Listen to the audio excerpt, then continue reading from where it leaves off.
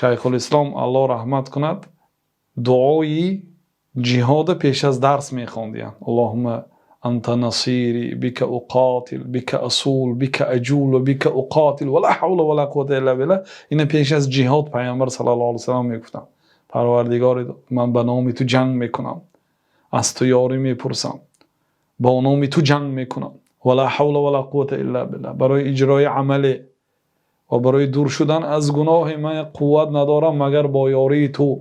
این عباره، این دعا رو پیامبر صلی الله علیه و سلم در جهاد میگفتن، پیش از جهاد. و ما رمیته اذ رمیته ولکن الله رمى. وقتی که تو تیر پراندی، تو تیر نپراندی ولکن الله تیر پراند. یعنی که باید بنده از حول و قوت خود تکیه نکند، به قوت خود، به ایمان خود، به بزرگی خود تکیه نکند، خودش هیچ چیزی حساب نکند، به الله تکیه کند.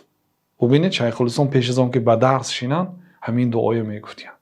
یعنی علم جهاد است. مردم در فسق و فساد هستند، در جمع دنیا هستند، انسان های هستند که وقت و مالشون برای علم و برای خدمت این دین جدا کردن و الله تعالی هم هر که موفق نمیکنه برای این.